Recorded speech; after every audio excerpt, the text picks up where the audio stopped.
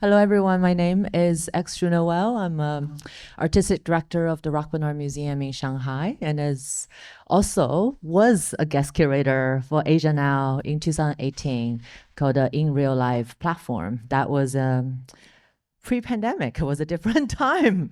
So very happy to be back, and thank you so much for Alexandra, for Leah, for the Asia Now team to invite us for this panel, which for me is really is dear to me. Was two person I have become such a close friends in the recent years. So let's introduce Ming Wong, the interdisciplinary artist based in Singapore and Berlin, and KY, who is a collector and also founder of an contemporary art space called Blank Canvas in Penang, Malaysia.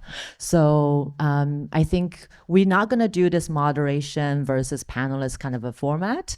Instead, we're going to be a three-person conversation where you are very welcome to join the conversation if you want. Please feel free to disrupt us. So we want to keep this very chill and not formal at all. So maybe, do you want to say a few words of Yes, welcome as well? I think so. So I think this congregation came about very organically. I mean, it was it a month ago? We were all in Penang. We were all in Penang. Yeah. We're all three of us happened to be in your space in Blank Canvas in Penang, and I've been working also with X earlier this year on a project at the Rockbund. And I guess I'll start things off. If I can have the first picture. So I'm based in Berlin. I'm from Singapore originally. And I guess one of the topics I'd like to bring up, which will maybe connect all of us, is my ongoing research into the migrations of Chinese theater and cinema, where Shanghai, Hong Kong, Southeast Asia, Singapore being the main node, and then to the US, to the west coast of the US. These are the kind of nodes that I've been traveling to and collecting information and research on the trans-Pacific migrations of early Chinese cinema through the work of Chinese opera artists, who were really the first artists who traveled via Hong Kong Harbor across the Pacific to perform in the Chinatowns in Los Angeles, San Francisco, Vancouver, and where they encountered cinema, Hollywood, and brought it back to Asia via Hong Kong, where they would start to make films during the day and perform on stage at night. And so there's this period of where East meets West, tradition and technology happened, and it's all so much connected to the port cities of Shanghai, Hong Kong, Singapore, and across there. And for me, this was a very empowering kind of situation as an artist, to see that we have this very cosmopolitan Asian movements of art and expression. And this is something that I'm still trying to trace and trying to bring into my practice.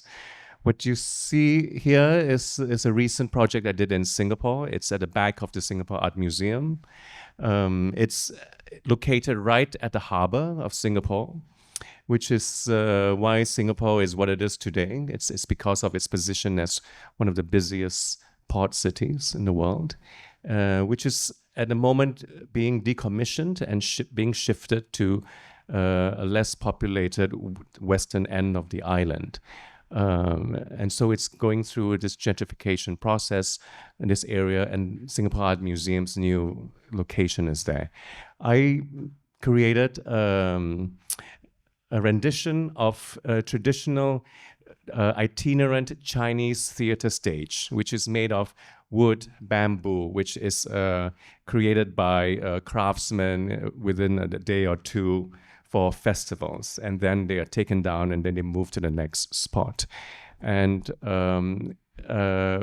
I collaborated with the last craftsman who could do this, who inherited this skill from his father with the antique wood that you can't find anymore.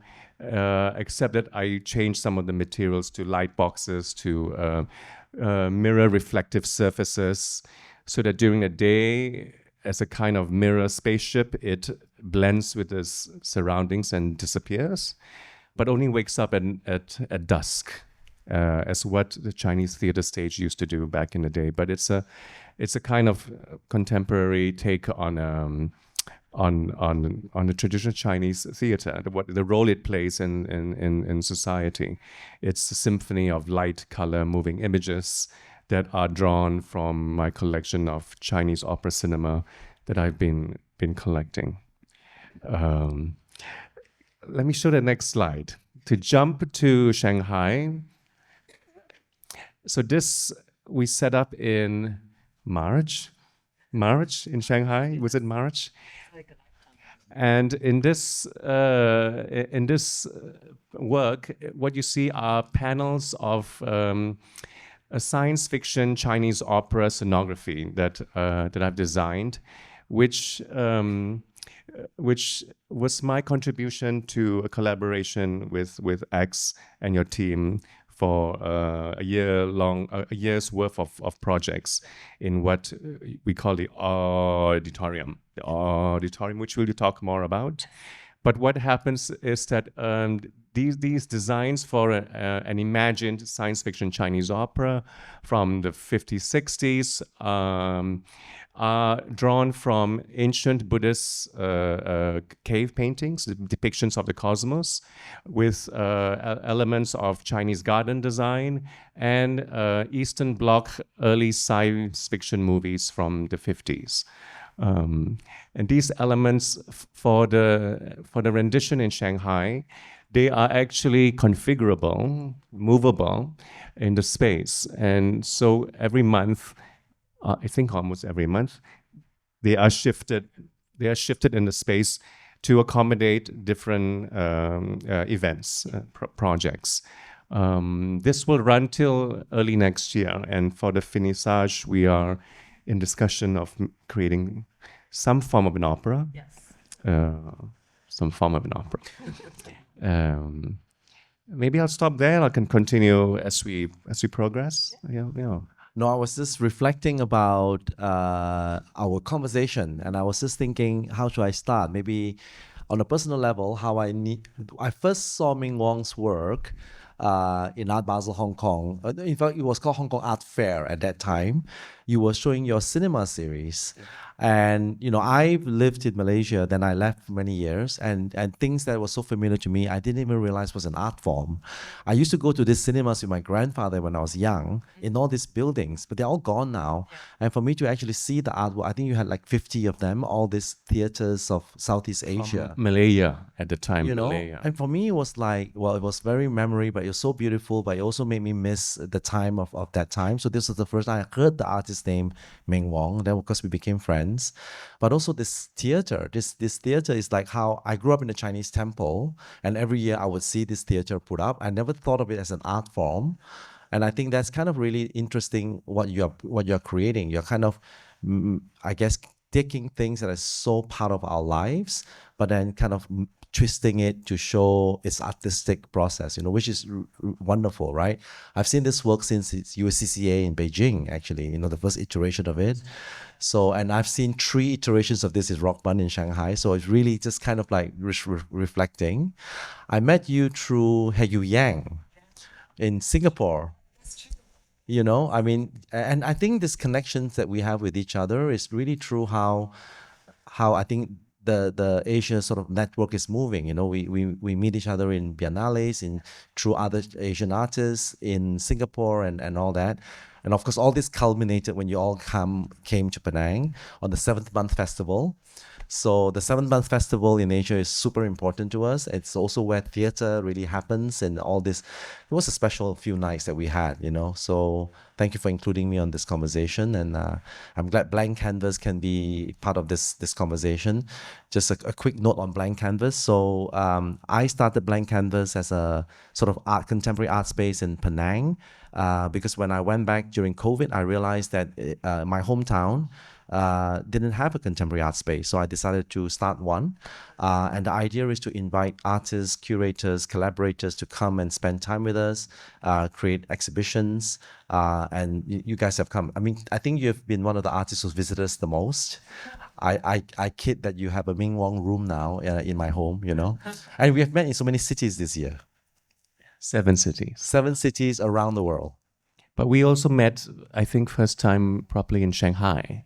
Yes, we met in Shanghai. When for the first you're time. also living and working there. So I've lived in Shanghai, Singapore, and Paris now. So I really just now reflect that, you know, it's so many points that we kind of interconnect. And it's really interesting to have a conversation like this right now. But on Blank Canvas, we have a residency program, which we've invited, for example, Trevor Young, who is the artist representing Hong Kong at the Venice Biennale. He was our first resident artist. We have a curatorial residency. We invite artists to come and just hang with us, which you guys have done. We also want to bring artists from Penang to or that part of the region to the rest of the world. So we are learning. So so this conversation is helping me and also hopefully with everybody about what we are doing and to nourish the thinking. I think it's really, I mean, I've been working in the quote unquote Asian diaspora for a while, and I have always wanted to find new connections and build new coalitions outside of nationalistic projects. And I think working with institutions, artists, and even collectors, I think for me, it's always very interesting to see how ground work works, how like grassroots work works, how network builds, which is a reference that theater has. I just remember the night in Penang where you are interested in going to find a theater, which didn't exist anymore, but there is always this interest looking at structures. I mean, I think a lot of Ming's work is looking at structures that governs and conditions how we see, that is in cinema and in everyday, right? So I feel like theater or the structures of the theater is always that place where it emerged and disappeared, and it emerged only when needed. So I think it's very important to kind of think about institution like that too. I mean, I'm very humbled by Paris in a way that there's just endless of institutions and endless of cultural activities, where I think in Asia is a very different condition. And I think places like Asia now is very interesting because it's funny because it feels like a homecoming some way in Paris. It's weird to say that, but it's interesting to sometimes you find a connection of a diasporic narrative that is outside of Asia, which for me is actually very sad. So maybe one of the kind of projects we're doing in Shanghai and maybe you're doing in Penang is to kind of think about how to relocate those conversations back in Asia, which I think is very important. And I think Singapore museums, SAM and other museums are doing that as well, and also places in Hong Kong like M+. But maybe we can go to the slides where I just walk through a little bit of the project of auditorium at the Rockbund Art Museum, which is currently still on view. And if we can go to the next slide and the one after, so you don't have to read. I'm just briefly about the museum. I don't know how many of you have been. So Rockbund Art Museum is a private museum and it's a non-collecting institution that started by a philanthropist and art supporter and art collector couple in 2010. And then as an institution, I have always been a fan of, even when I'm not working there. And when I had the pleasure of taking the job as the artistic director, I was able to kind of think through this question of what is the 21st century institution meant in Asia. And the museum is a very particular context in a way that the building was built in 1933 by a organization called the Royal Asiatic Society, which is a group of what you can call them colonial efforts that were in Shanghai at the time, that many of them were naturalists and many of them were missionaries and many of them were actually important cultural figures that we know now. So the museum was first built as a natural history museum. So the 4th and 5th floor of the museum was a natural history museum at the time, and then 2nd floor was an auditorium. And that auditorium was a very classical one where you have a stage and podium museum and people come to listen and they present papers. So I thought about kind of recontextualize that context, kind of thinking about what is a knowledge production meant in 21st century and what is the condition and the structure that supports the new kinds of knowledge production. So here you see the entrance into the auditorium where we put a Chinese bian as a title of the show. And then if you can click the next image where you will see work by Ming Wong of Windows on the World, but on the Windows. And then these are the images, if you can just keep scrolling, as this theater play, as Ming explained to you earlier. But for us, it's important to kind of think about this place as a dynamism. It's constantly evolving, every single edition, and there is a host structure for things comes and emerges almost every weekend at the museum. So this is artist Ho Rui An, who is doing a lecture performance Spinning Time, tracing the connection between Shanghai and Hong Kong through textile industry, who is actually going to do another screening at the museum on the 25th when I land back in Shanghai. And then we also have artists who spend a lot of time looking at Chinese cinema in the 1920s and 30s. And then we also had a focus group looking at the vernacular Chinese science fiction in May. And then we also have particular months dedicated to music that produced in China, in Shanghai in particular. Kind of, I think it was interesting to look back to a specific past, to kind of thinking about these diasporic connection that was always there from the pre-49 days. And I think that was also for me was very inspiring when I'm back in Penang, which I'm almost feel like I'm connected to a certain kind of a cultural production that is no longer present in a metropolis of Shanghai nowadays, because it's become so modern and postmodern, where these kind of histories of theater, histories of performance, history of night markets are all gone, but it's still present in Penang in many ways. So I thought it was interesting to kind of thinking through these sites. That's why I think Ming's work was being a very amazing to think with, and to kind of think about how images from the past can generate a new kinds of imagination for the future. I don't know if you want to add a few things about your research in film as well, and also the Chinese cinema or Chinese opera. Well, certainly Shanghai is the main cinematic city from China before conflict with Japan forced the industry down towards Hong Kong. So the traces that you will find that are part of the contemporary Hong Kong film industry and Chinese film industry can be traced back to then. A lot of the players in this industry were from coastal cities where the technology came from across the seas, gramophone records, cinema, etc. So the predominance of players from Shanghai and Cantonese players from Hong Kong were always part of the history. And this is also connected, of course, to the theater, where already available set of stories, actors, fans, audiences were already there for early cinema. And this is the era that I've been looking at, where there was this really vibrant, adaptive, malleable creativity, which I'd like to harness in order to talk about all the changes that's going on in the region. The current state of my research has brought me to Vancouver, with its connections of generations of migrations from Hong Kong to North America, and I'll be setting up production there next year to kind of create a contemporary science fiction Cantonese opera cinema project. A film?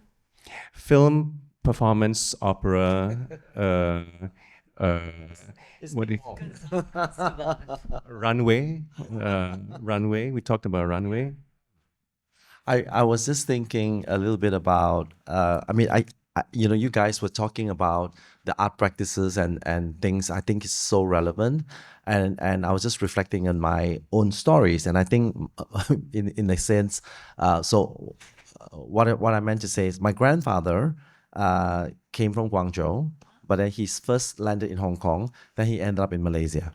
Then he married my grandmother, and my maternal grandfather started a Chinese temple, you know. So then I grew up in Penang, then I moved to Singapore, then I moved to Hong Kong, and I moved to Shanghai, then I came back to Penang, and now I live in Paris. And this is kind of really my personal story about this diaspora. I mean, we use this word, we say this as kind of like a data point, but this is my life, and also the way I see things. I mean, I remember when I was young, I was so fascinated with the West. But the more I became fascinated with the West and I came to the West, I'm more fascinated with the East. So this idea of looking, what is relevant, I think it's so present already in your work, But I think for me, it's not an artwork.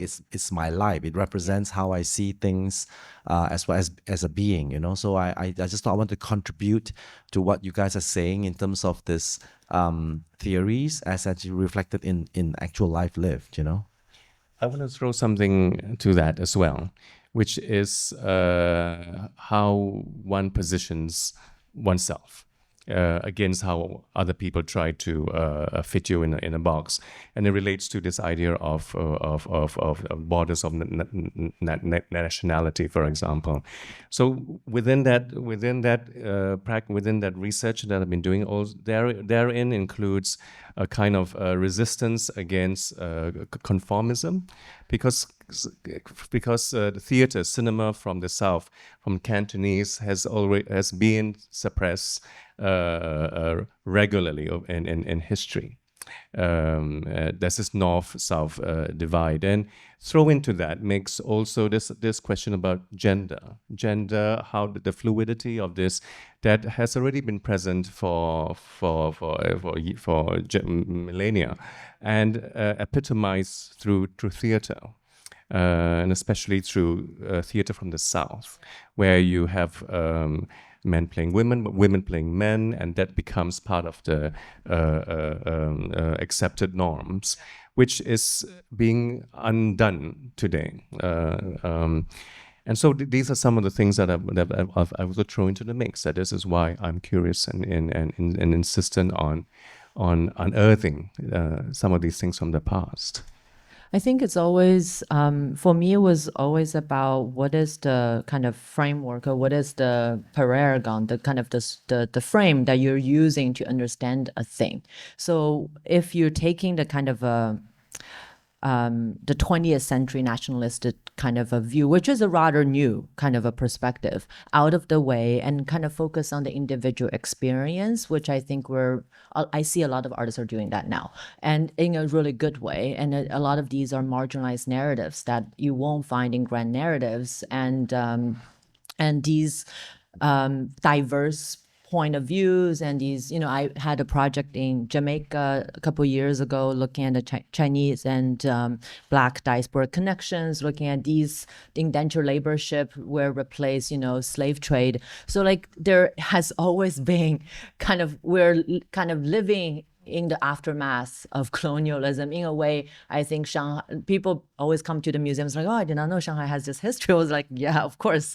The same probably was the same thing with Penang and Singapore. I mean, Singapore is the most known about all of that, because a lot of artists in Singapore have been talking about this. But I think there's so many stories from Asia that has not been told, and then there's so many connections within Asia that has not been made visible and rendered visible. And I always find kind of a guerrilla theater or guerrilla kind of informal activities or source of inspiration as cultural kind of practices, in a way that a lot of time they don't need a huge structures, and they just do it, and then they everyone can chip in and get it done, and then it disappear, and everyone went back to their daily life. And like, KY has, sometimes you're here as a collector, sometimes you're going to have a call, So like we all, most of us kind of have to code shift within different kind of you're a professor, half of time, and then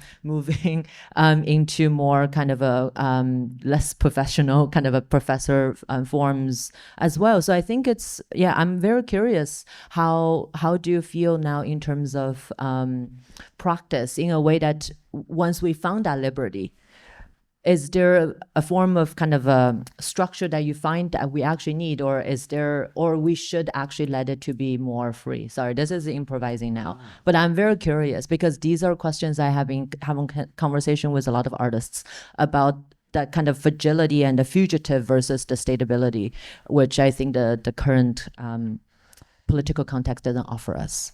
So maybe here I interject with my day job. So I'm a management consultant, and so quite rational in the way of thinking. And one of the big things that we sort of impart or advise organization is not go into this and thinking, but not binary thinking, but non-binary thinking of and. So it's either grand narratives or small narratives, not all and. So I think the future, I think we're very good at being agile. As we said, it's a diasporic nature to be agile and trying to make our ways. And it served us well. And I think we need to be more organized together. Yeah. So I think the future for me is stay who we are, but I think we need to reach out to each other more to connect. I think this is an example of the three of us connecting, right? I don't think we have a formalized structure, but we've been since I think it's happening. So and again, if I put on my management hat thinking, it's we need to be agile and collectively be stronger, but then don't bind ourselves into these permanent structures that I think we see more in established countries. So that's my 2 cents as a management consultant. I think we're also three of us at a stage of our careers where we have done a lot in the past, and now where we have a platform, we make our own platform, present platforms now, where we draw from what we've learned and trying to create something. And I speak for myself as an artist. I've discovered a late joy of making work on my own terms, which means somehow to be able to control where your funds are coming from and not to be beholden to a certain perspective of an institution or a nationality and I guess also I'm drawn to work with platforms and collaborators who I think share or demonstrate this kind of attitudes, which includes the two of you. Where I think like what you're doing, Kwong with Blank Canvas is there's no precedent to it. You are creating your own kind of like your imagination of what contemporary art can be for by positioning yourself in this particular part of the world that's connected to the rest of the world, and same with Rockbund's, I would say a new chapter in Rockbund, which I'm very excited about too. But I think for me at least, I crave collaboration. I mean, crave inspiration. This almost needing to reach out. I mean, of course, we are working and we have a program and we're committed to our program. But part of me is, I mean, I joke, but you guys know I come to Penang. I'm almost like this welcoming cat. Like whenever I see someone, people ask to come to Penang. Because I almost crave this need to connect. And I think that's really where it's coming from. Is I've never thought about it that way, but it's almost a craving to connect what we do with the other energies of the region. So that I think that's this collaborative need. So when you guys said let's do this talk together, it was almost like, yeah, that makes sense. Can I ask, because one really beautiful thing that I observed in your opening in Penang is, your glassmakers, your hairstylists, all your friends are attending openings. It's not just our world kind of activity, which I find in Western cultures, it's very defined and sophisticated crowds, and you need a lot of education. You know, I have that audience issues, not issue, I think all audience opportunities at my museum as well with much younger generations. They're interesting art differently. I'm very curious with your Ming, with your practice, and also KY with your kind of practice as well. Kind of thinking about relationship between art and life, and kind of where you find inspiration. Because I think I mean, again, this is generalizing, but I think in places I find that are lack of cultural institutions, you have to look into other, like, you know, cinema house, music venues, and different places for that. And I'm just curious. Yeah. Where do you find inspiration, KY? You know, so it's truly a good question. I mean, I'm very happy that our community in Penang has responded well to us. I mean, you know, we have Trevor Young, this Hong Kong artist. He did an exhibition with us, and one of our art installers asked his parents to come because they've never seen a contemporary art exhibition before. So his parents, who's never stepped into an art space, came, and Trevor had a photo of Penang with a motorbike parked. It was a beautiful photograph, but in the photograph, the motorbike had a number plate. And next to it was a rainbow, right? So the uncle came and it's like, that's a lucky number. And he went to buy the lottery based on an artwork. So, I mean, for me, a story like that is everything. It's like an uncle who's never been to an art gallery, but he goes in and he finds his references like it's not for him an art, it's a lucky artwork and a lucky number. And lucky numbers is everything for us, right? You know, so stories like that just brings me joy, you know. So but on a practical level, we collaborate with cafes, with hawker centers, restaurants. You see a poster of ours in all the unexpected places in Penang. Our gallery manager, Gek Cheng, knocks on doors of schools, and we organize them to come. We have to, you know, almost beg them sometimes in the beginning, but they come, and then once they come, they bring their friends. And of course social media and all that. So we do reach out. We make it accessible, right? We whenever you come to the gallery, people guide you. It's not just something that you scan a QR. So you are guided. You are given the full experience because people feel a little bit intimidated, right? So for example, Eric Baudelaire, I mean, he has such a conceptual work that you sit down for 25 minutes to read the machine. We are full. Yeah. You know, we have 300 drawings, you know. So, I mean, the team works hard on a very practical level. But I think if you make it accessible, you make it welcoming, you don't make it intimidating, I think slowly people will come, you know.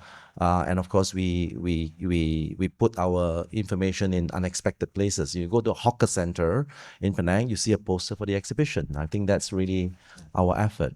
But I think that's what you do too. I mean, you make the spaces really accessible for people, no? Well, maybe I don't think of it so. I think it. I'm trying to think when you're saying all that, like, where do I find my latest inspiration? And so let me tell you what I did in the last 3 weeks. So I was in Tokyo to do a performance. And I had some time off, and I had to decide where in Japan should I visit. And I had just rewatched Hiroshima Mon Amour by Alain Resnais. Of course, we all know this film. And I said, I've always wanted to go there. And I told my Japanese colleagues, I'm going to Nagasaki and Hiroshima. And they asked me, why do you want to go there? And the only reason why that I could think of was, it's because I watched Oppenheimer, the movie, last year, and I was deeply disturbed. And so I said I owe it to myself to go and visit Hiroshima.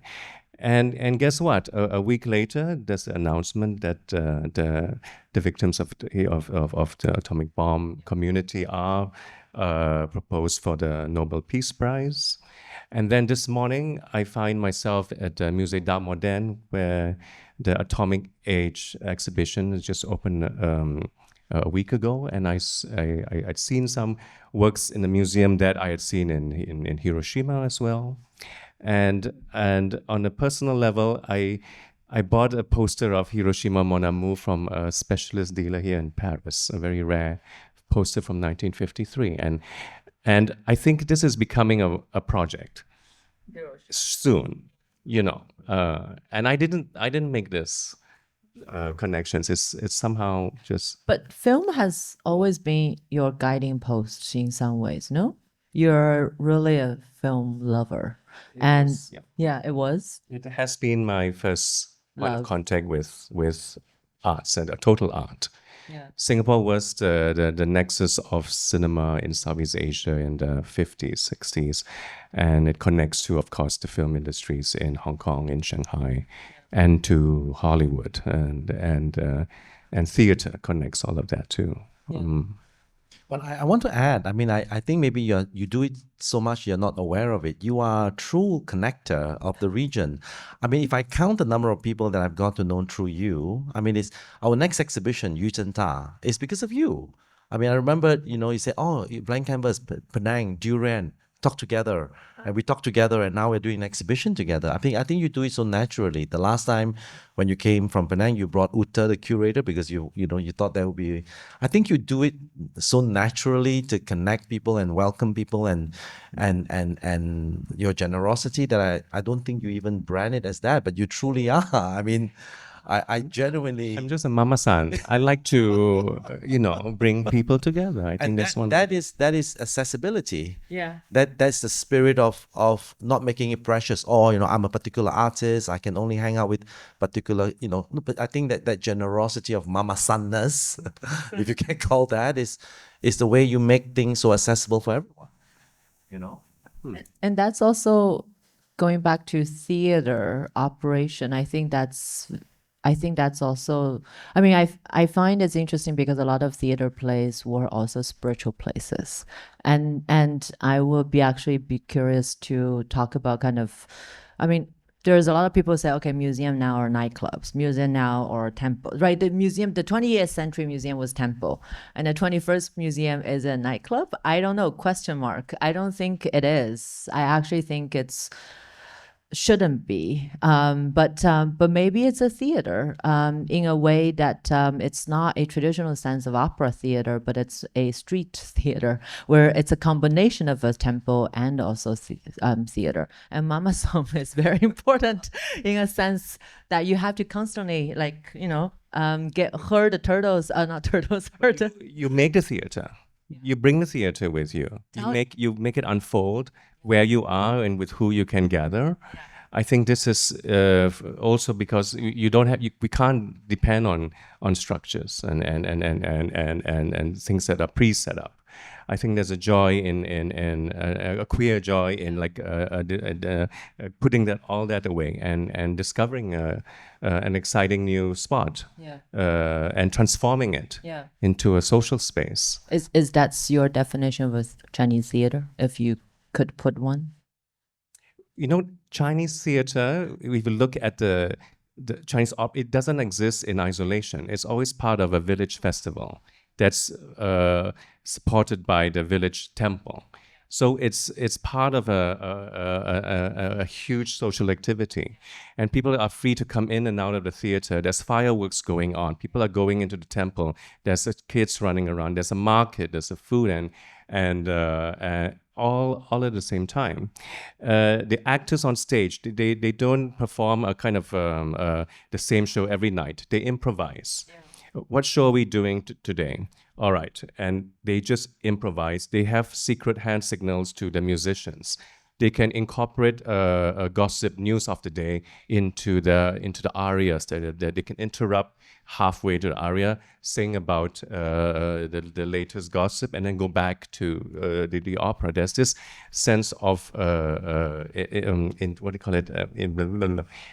Improvisation. The improvisation. Improvisation. Mm. But I think that's very much needed now. I mean, I think we were talking about agile. We're talking about kind of a fugitive status that a lot of us are living, or I mean, all of us almost are living under.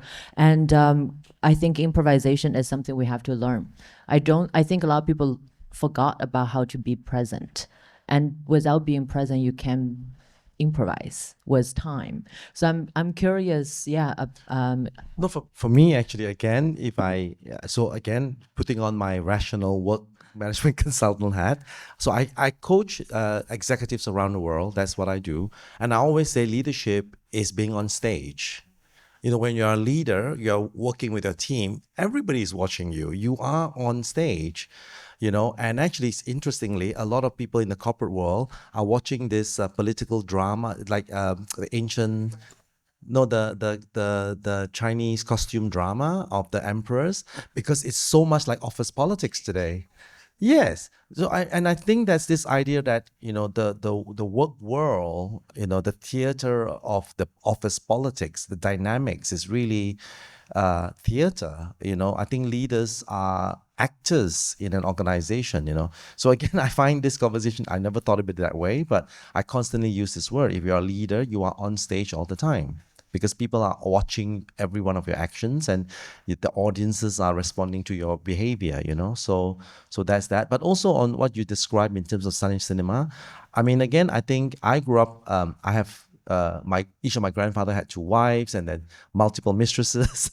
I grew up in a Chinese temple. I was in the theater my whole life. I mean, like, the drama that happens around you is constantly on. You're constantly alert, like, how do I improvise? What's the mood today? I mean, I think it's very theatrical, the way that we grew up with all the senses and all this, and there were no structures. There were no like fixed structures, right? In the way that I grew up. So you have to improvise, on a day-to-day basis. Maybe that's the mindset that we have. We have this agile, let's make do for the day kind of thing, which is almost like a survival way. And I think now there is need for us to maybe be more collective and be more structured, be organized, I think. I think one really major thing that I'm gonna devote myself in the next 10 years. 10 years is a big commitment for me to do is archive and also print. I think one thing about oral histories and oral cultures that there's not a lot of things left behind, and histories are being rewritten every few minutes almost. That we're living in a constant erasure of the past and also kind of amnesia. And I do think in places like Asia, where there is so much trauma and there's so much things that has not been able to spoke about, I think able to archive and able to kind of think through archival practices, I think it's going to be very important. And improvisation is interesting in relationship to archival practices because it's almost paradoxical. How can one improvise while you make archives, and how can one be fragile, and how can one be not fixated in certain kind of identity or certain kind of a status or a moment, but yet at the same time being imprinted, right? But I do think it's a important thing to think through. I wonder if, I mean, you work a lot with historical documents, and please, if you have I wanted to also this is really so we have an artist in residence at the moment. Her name is Ain. She is Malaysian, but she used to live in Amsterdam, and she grew up all over the world, but she has her grandmother, who's half Thai, has a lot of oral stories for her, and she was always listening. Who's also having dementia, so she wants to capture these oral histories, but she doesn't want to write them down. So she has a practice of creating ash and then creating ash paintings of these narratives. So it holds a while, but in time it will remove, but it deteriorates slower. Yeah. So it's such a beautiful way. So by the way, she's opening a show with us in March. And I think that's kind of a little bit of that way of trying to capture, but not permanent, but not impermanent either. And I think that practice is really beautiful in what she's doing. And the drawings that she's working on right now is just, very touching. Yeah, archives. I just wanted to add that archives also shouldn't just be locked in a direction to the past, or not just also in print, but how can we reactivate legacies, archives, testimonies from the past, which can be in any form. But they, as an artist, it's the creation of a new space, using these whatever tools you can get your hands on. And I was trying to think like. Archives are also not neutral, are not innocent. Yeah. But in my own research, a lot of the archive materials is really struggling through different languages. For example, how do you find bridges between classical Chinese, performance of Cantonese opera, English, to audiences who have little or no understanding of what the form is? How do you find relevance, what they call coherence for an audience who might not have shared the same historical references, but the way you as an artist can find resonance? I think that's the kind of challenge I put myself to. I think we are almost at time, but I would love to have some conversations added into this trio of conversations. So if anyone have questions or want to make comments, we'll be very happy to have you. People are shy. You have conversations. I actually sort of have questions for all of you. First of all, KY, I find it really fascinating that you're a living example of Asian diaspora, and that I was having a bit of trouble understanding like how much time you spend in France, why you're in France, and why you decided to be based here, and then also be in Penang. But listening, it sounded to me like there were sort of two different sides of you: the corporate side, which is in France, and the artistic side, which is in Penang. But I imagine there's more sides, or there's more fluidity, let's say. So I was interested in understanding a bit more about that. But I also like the idea that the three of you from Shanghai, Singapore, and Penang are meshing together. And I know this is informal, but would any of you say that this kind of network is a way forward also for institutions which have, let's say, resource issues? And we're here in Paris. It's a big investment for somebody from the West to go to Asia. It's a big investment for you to bring people from the West. Are there ways to create networks that can create more interest and more information about what's going on? Sorry for that being so long, but there we go. You go first. Me? Yeah, I think, well, number one, I think the three of us are connected to maybe 100 people. So really this tree maybe connects. Yeah. Right. I mean, I think that's how we think. So yes, that's the way forward. I think it's not necessarily just a resource issue. I mean, of course, that's a big one. But I think it's really ideation. Yeah. I think I crave inspiration and ideation, and of course the resourcing part will be very helpful. I think for me that's how I approach it.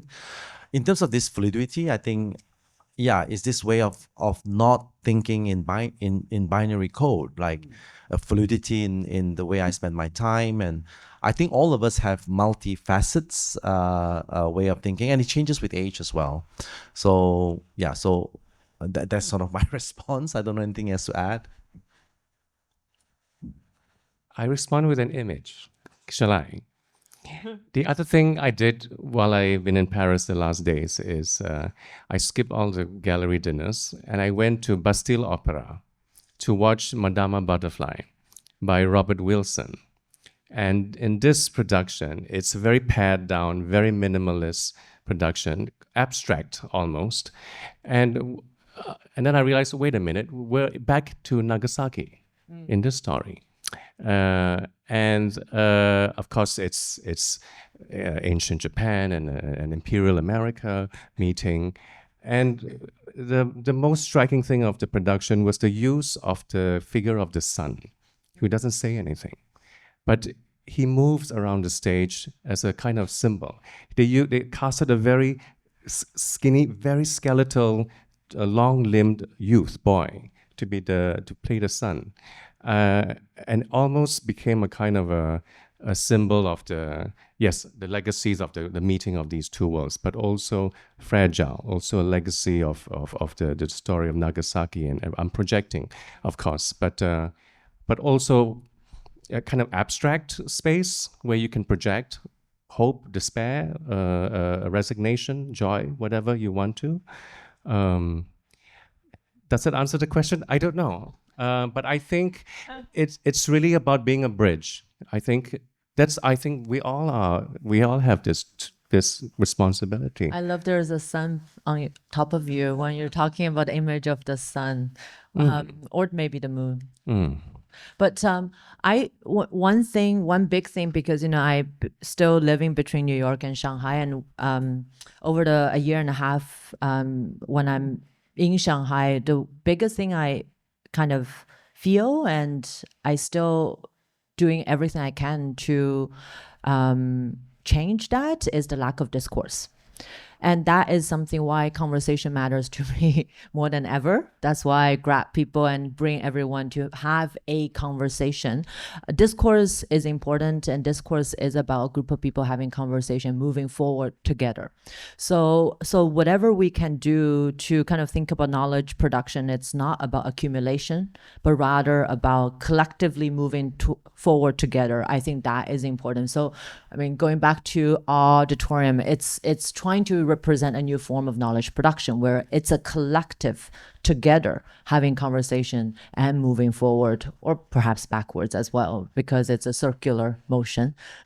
So I think that's hopefully answered the question. And any other questions or comments? If not, we will end because there's another program in 5 minutes. Thank you both so much. Thank you, X.